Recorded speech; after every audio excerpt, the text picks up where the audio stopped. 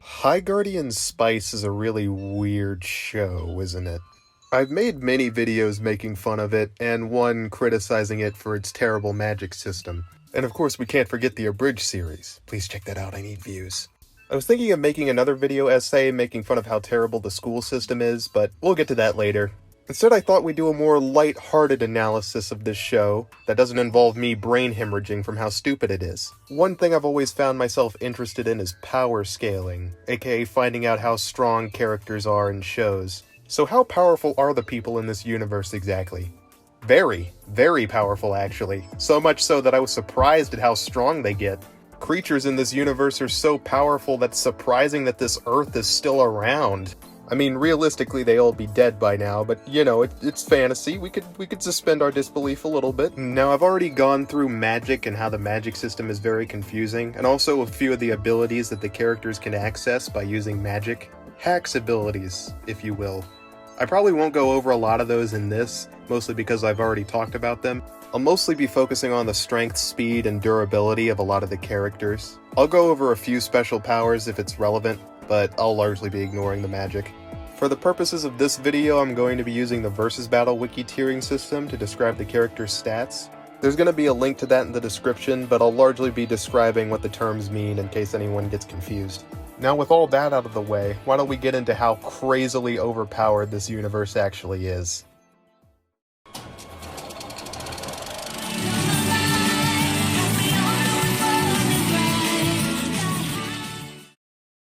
Starting with some of the lower end stuff, why don't we talk about our main characters, Parsley, Sage, Rosemary, and Thyme.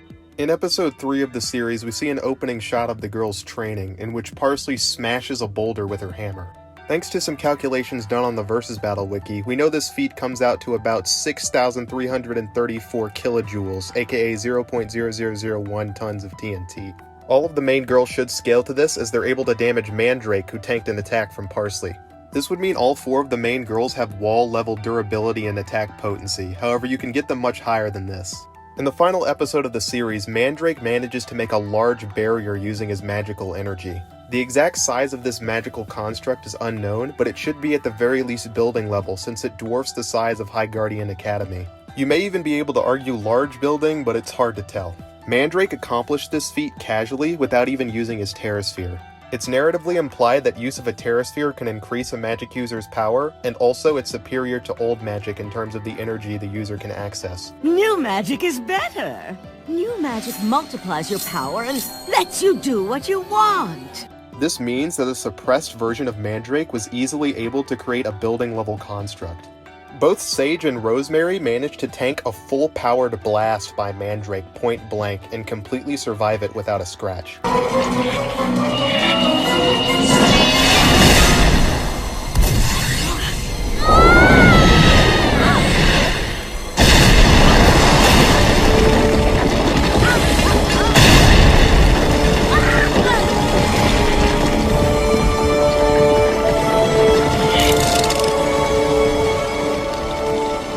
Given what we know, I don't think it's unfair to assume that the main characters have large building level attack potency and durability.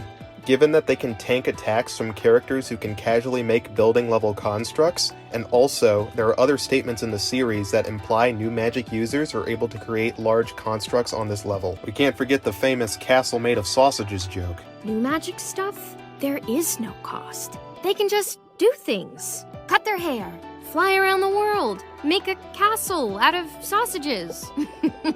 In terms of speed, all of the characters would scale to Olive in their combat and reactions. Olive is able to casually react to multiple arrows. Arrows fired from bows are usually calced at around subsonic speed, so Olive should be able to reach these speeds as well. Considering how Rosemary is able to keep up with Olive, all of the relevant characters should scale to this. You can get characters to higher levels of speed using things like Terraspheres and other magical items. Once again, magic users are stated to be able to fly around the world. Characters like Sage are shown flying high above Lingarth in seconds, which could put them around supersonic speeds if you try hard enough. Certain constructs made from Terraspheres have been described as light in certain parts of the show, but it's unknown if they actually travel at light speeds. If they do, that would be a huge amp for the character's speed.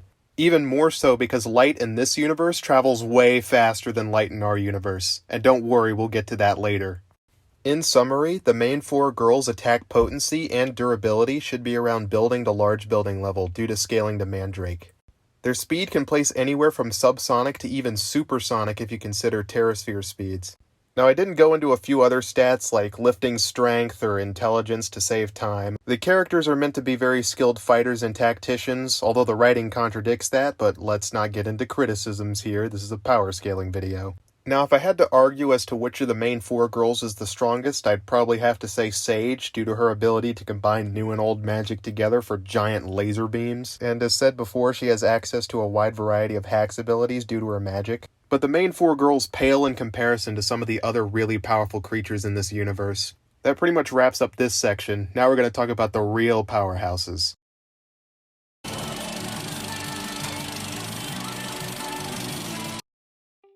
The Triad are probably contenders for some of the strongest characters in this universe. They are all magic users that have been stated to live for thousands of years. Having thousands of years worth of experience and also being trained in magic is very useful. On top of this, one of the members of the Triad was stated to have cut a hole in reality.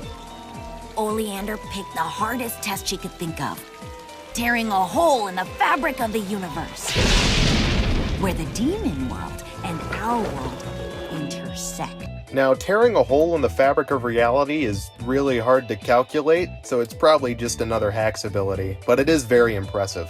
Having the ability to rip holes in reality and send people into other dimensions at will is extremely overpowered.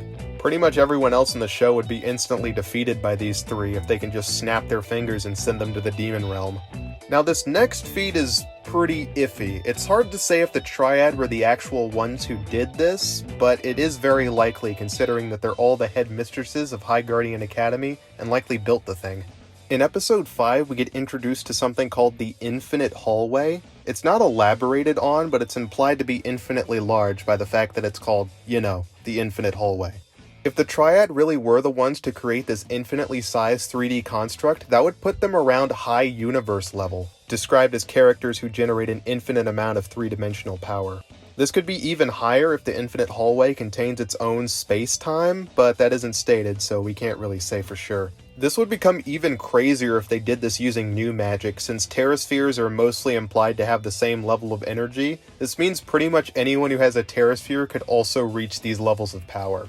Scaling off of this Infinite Hallway is very difficult, considering it's shown only once and barely talked about. We can't even fully know if it's actually infinite in size, although that is implied. Regardless of whether or not the Triad actually scale to this insane level, they would scale above pretty much all the other human characters in the verse, since they're stated to be immortal beings that are above everyone else in the Academy. But there is another thing in this verse besides the Triad that's insanely powerful, and it's actually the reason I wanted to make this video in the first place. I shall now introduce a character so insanely powerful, it has the ability to beat even Perfect Cell. Okay, maybe not. But maybe a little. Kinda? No? Whatever. The dragon. Yeah, it's the dragon. Obviously it's the dragon. I probably don't need to tell you what this thing did to become so powerful. The memes are everywhere. We all know it, we've all seen it, we know the gags.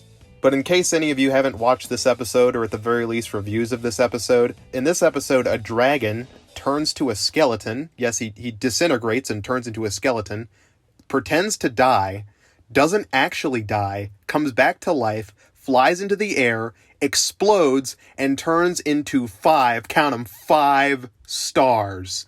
Holy shit, that is insane. In case you guys don't realize the gravity of what just happened there, a being on screen in this show managed to generate enough energy to create 5 fully normal-sized stars.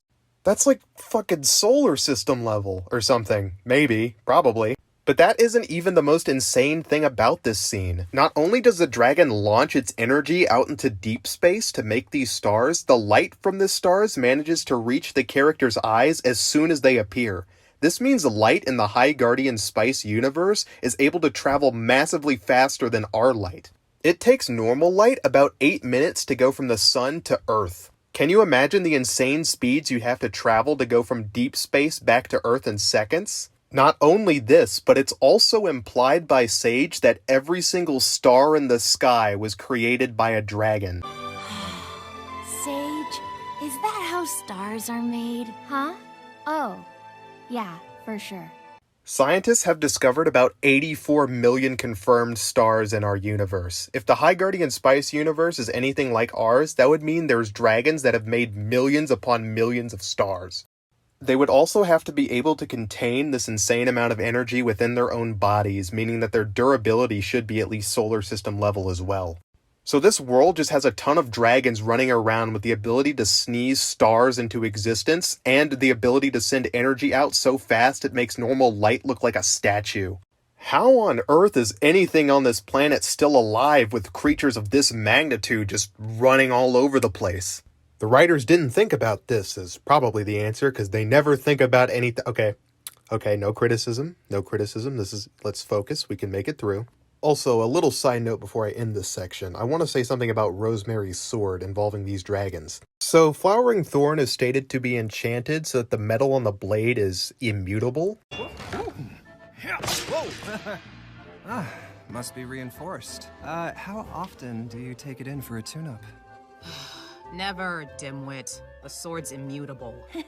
She's right. It gets nicked, the hilt can break, but the metal's enchanted, so, Immutable, aka unchanging over time or unable to be changed. If Flowering Thorn really is completely unchangeable by anything else in this verse, that would mean that the dragons themselves would be unable to break it.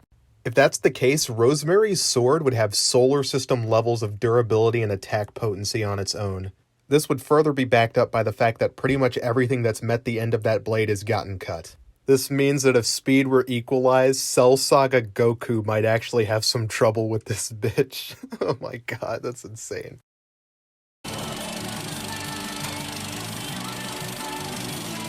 So to summarize, characters in this verse can reach anywhere from building level to solar system level to maybe even high universe level if you want to put them there. They have a wide variety of insane hacks abilities ranging from portal creation to type 1 immortality to maybe even creating alternate dimensions if you consider the infinite hallway an alternate dimension. They got nearly indestructible blades, crazy level fighters, and Parnell, the Lord Parnell. Characters in this universe are incredibly powerful and you shouldn't be fucking with them unless you're ready to die.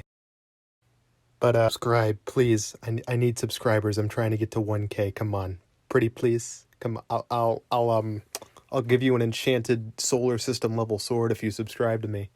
Just give me your address. No? Okay, come on, it's a really pretty sword. It's named after flowers. No? Please? Okay.